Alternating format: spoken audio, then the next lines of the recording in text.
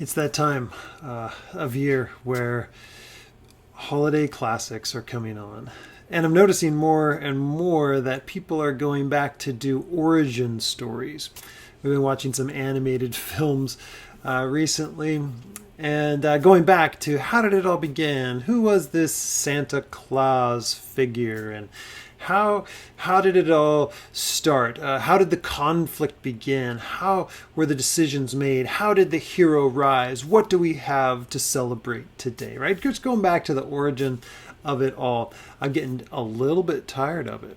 But in Esther, as we close the book here, we see it come full circle to the origin story, really, of the festival of Purim. Now, many of you don't celebrate that, but you'll see it's meant to be a celebration that lasts throughout time for the Jewish people. It's a topsy-turvy, in fact, it's sometimes called that, a topsy-turvy Mardi Gras Halloween kind of combo where the Jews celebrate their victory over their enemies. What's not to love about that, right? We see Mordecai's rise to prominence and his position to preserve the Jewish people. We even see Esther rise up as a warrior queen. She lives up to her Persian namesake. We think her name comes from Ishtar, the goddess of love and war, right? She wins the battle of getting the king's attention in this crazy survivor game of sexual pleasure. And then we see her now rise up as this warrior. And this warrior queen actually asks for an extra day of civil disturbance. Hey, if it please the king, can we kill them one more day just to make sure it's all over? So anyway, here's the book. I won't read the whole thing to you, but Esther chapter 9 and 10, we see that here it comes. The king's command is about to be carried out. On the very day when the enemies of the Jews hoped to gain mastery over them, the reverse occurred, right? And that's a theme throughout this entire book. The reverse occurred. You thought it was going to go this way, it went the other way. In fact, the whole book, the symmetry of this book, the arc of it, is all about reversals, right? So the reverse occurred. The Jews gained mastery over those who hated them. And we look through this and you could count the number of times that the word killed is used. And it's just violent, right? It's violent in a self-defense sort of way because there was an edict that had gone out from Haman, the bad guy. They keep calling him the Agagite, son of Hammedatha. But Haman the Agagite that wanted to destroy the Jewish people. Now we know Haman wanted to destroy them in part because he really hated Mordecai. And then when he found out he was a Jew, he's like, oh, well, that's game on, right? But we also see this vile, evil hatred in Haman that we want to call out. We want to say that's born of the enemy of God's people. That's satanic. That's demonic. There's something about that. We see that in the history of the 20th century, right? We see evil happen, all these human evils. Yeah, human, but also real evil, like real bad actors of the enemies of our soul, Satan, demonic powers driving people, and in many ways to kill the Jewish people again and again and again. But there's something really vile, and it's an animosity toward God and toward his purposes. And so in this, whether it makes you squeamish or not, in this passage, we start to see, oh, well, the origin story of Purim is it's time to battle back. It's time to go after him. And so they killed their enemies, and Mordecai rose in prominence and more powerful, and they struck all their enemies, verse 5, with the sword, killing and destroying them, and they did as they pleased to those who hate him. In Susa, the citadel itself, the Jews killed and destroyed 500 men, killed all of Haman's sons. And then, the Queen Esther it reports back in and it talks to the king. And Esther says, if it please the king, let the Jews who are in Susa be allowed tomorrow also to do according to this day's edict, and let the 10 sons of Haman be impaled on that stake. May it be a public display. Because that's what happened to Haman. Remember, he created this stake to impale Mordecai on, and it turns out he then was impaled on it. The sons of Haman are dead now, and they're still to be impaled as a display. Wow. So the king says, yeah, let's go for it. And so they gathered and they killed all these men, but they laid no hands on the plunder. That's an interesting thing that keeps coming up here. And then we look at the rest of the provinces, and we see 75,000 were killed, but they laid no hands on plunder. So they killed 75,000 of the ones who hated them, but they didn't plunder them. So here's this really interesting thing here. And then on the 14th day, they rested and made that day a day of feasting and gladness. So that was the origin of this story. So the Jews who live in the rural towns had a day of feasting, and they sent gifts to one another and food to one another. And so they set it all up, and that's the plan.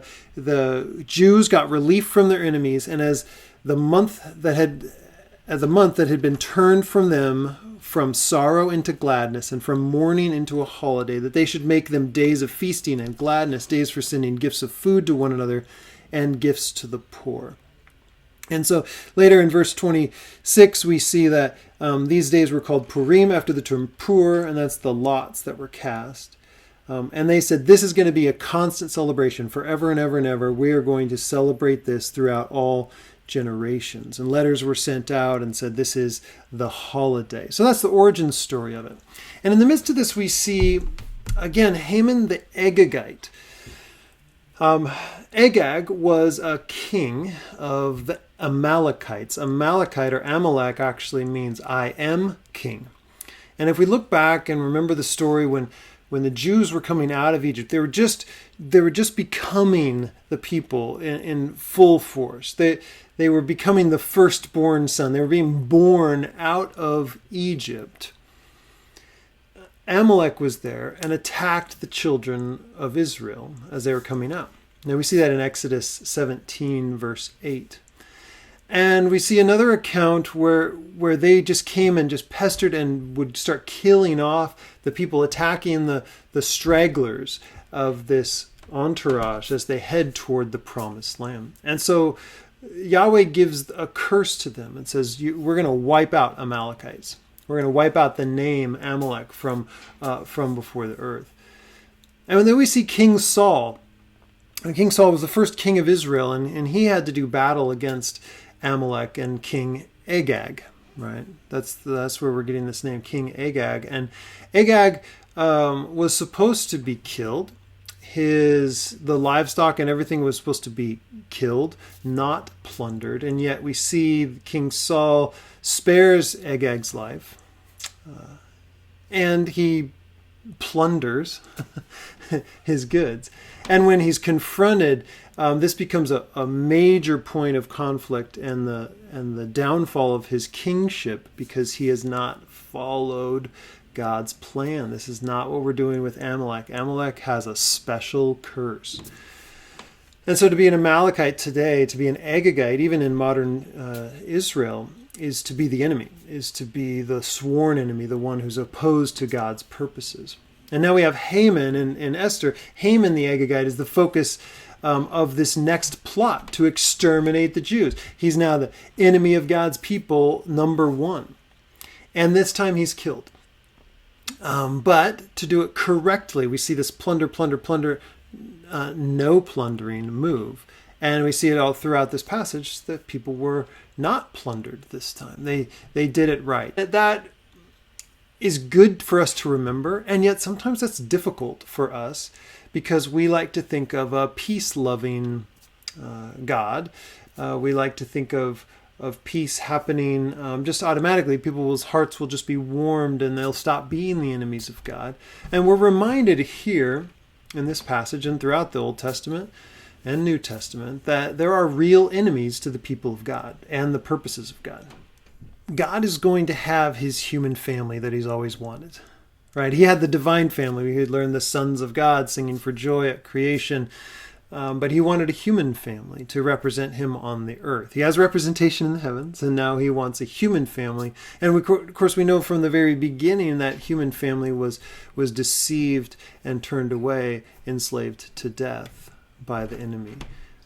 So Satan opposed this plan for God to have a human family and to have that family flourish and fill the earth, representing God among all of his creation.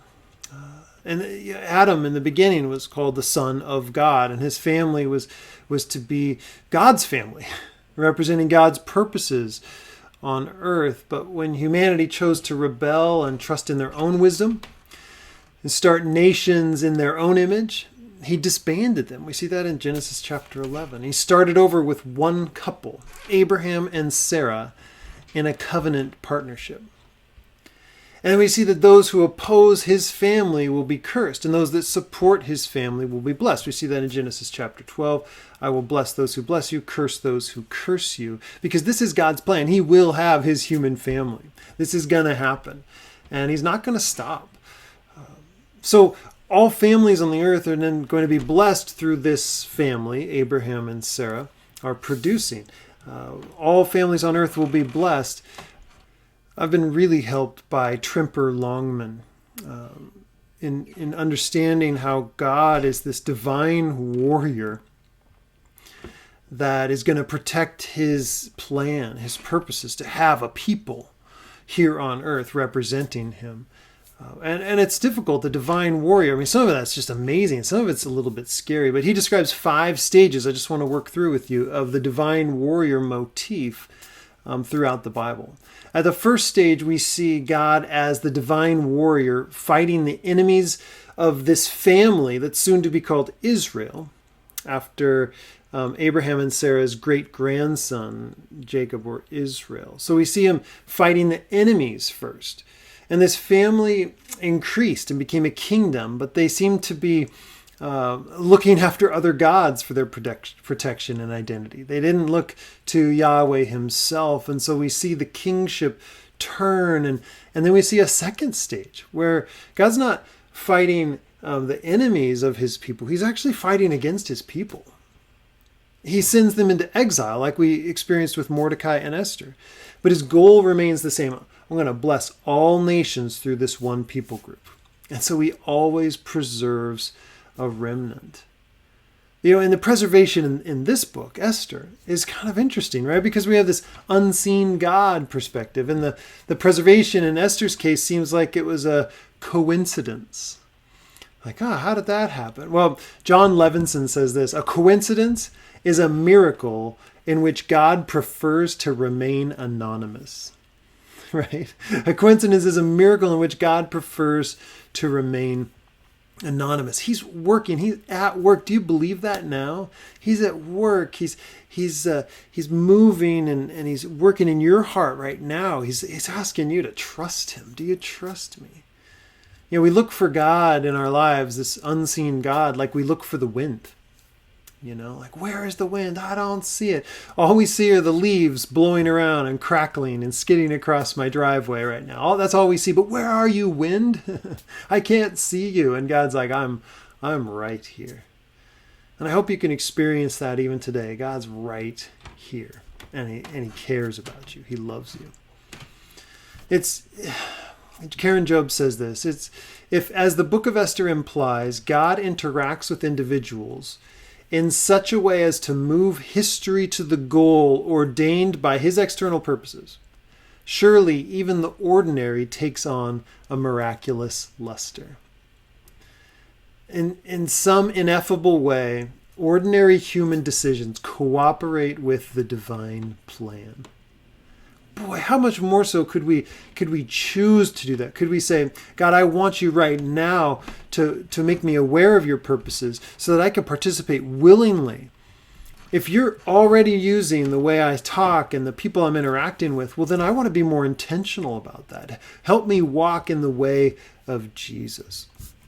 So that's an important thing. All these coincidences are going to happen. But do you want to be with God in this, or do you want to just be constantly surprised, right?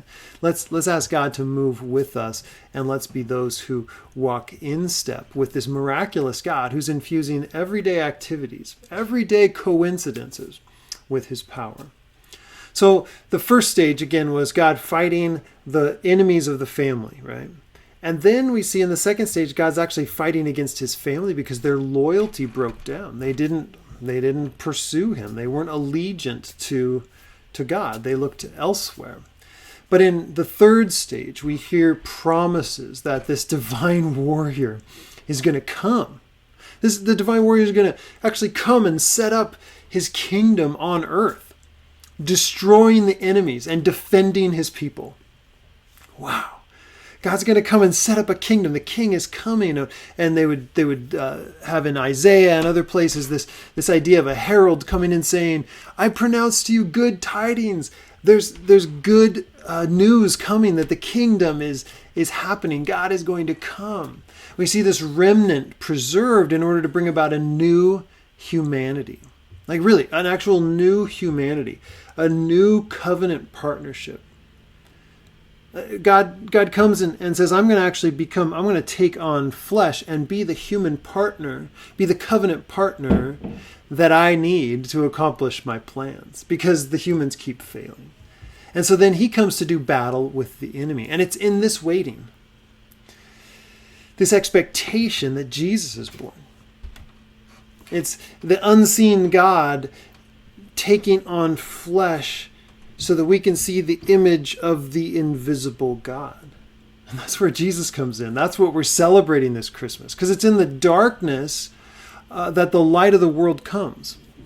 Not just in the waiting, though, and not just in the darkness, but in the grieving. And I think we've often forgotten the violence that surrounds the story of Christmas.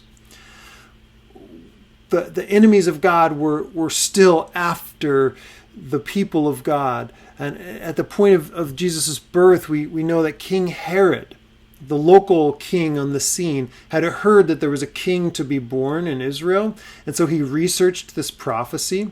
And then when the wise men came, he deceived them and then went out and murdered all the baby boys in the region in an attempt to eliminate the Christ child.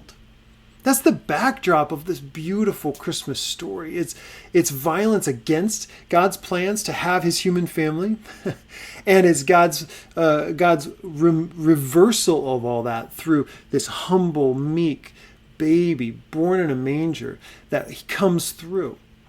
We see the dark forces trying to stamp out our hope, to eliminate the remnant, to exterminate the seed of Israel. But the Father, we know, preserved the Son to die another day on Good Friday, because that would accomplish his purposes. Because that's the fourth stage. The fourth stage, we see that Jesus is the divine warrior battling supernatural enemies. He's coming after it. He's intensifying the battle and focusing the target as himself. He picks a fight with the enemies and says, come at me. And we find out that you don't kill these powers. You die to defeat them. Remember, the shackles are death. The shackles are the death that we are owed because we have been deceived to distrust God and trust ourselves, to make ourselves in our own image and to make God in our own image. And you don't kill these powers. You die to defeat them. And Jesus in doing this puts an end to the concept of holy war against physical enemies. That stage is done now. So we are now his family, and we get to tread on this enemy, put the boot on the neck of the serpent, to tread on the enemy. And we do this as we participate in advancing the kingdom, beating down the gates of hell, bringing Jesus to the people, and bringing those people deeper into the family of God, which is what we're all about at our church. So that's what Jesus was doing in this divine warrior mode. And then the fifth and last stage we get in the Bible is God as divine warrior when the kingdom fully comes. And Jesus defeats his human and divine enemies, those who would stand in opposition to God and his plan. We know this in the book of Revelation, right? We see that all through the very end of that. We see that's how it's going down. But there's another picture of it in 1 Corinthians 15, verse 24 through 28. You read the whole context, but it says, then comes the end. So we're looking at the end. What's going to happen at the end? When Jesus delivers the kingdom to God the Father, after destroying every rule and every authority and power, and the last enemy to be destroyed is death. All things will be subjected to him, and God will be all in all. And that's the final word. In fact, the final word of Esther, if you read with me, the final word at the very end of the book, Mordecai says he sought the welfare of his people and spoke peace to all his people. Mordecai speaks shalom. And we look at Zechariah about this messianic kingdom, this king who's going to come and who's going to speak shalom, proclaim peace to the nations from sea to sea. Zechariah 9 and 10. Rejoice greatly, O daughter of Zion. Shout aloud, O daughter of Jerusalem. Behold, your king is coming to you. Behold, he's righteous and having salvation, humble and mounted on a donkey, on a colt, the foal of a donkey.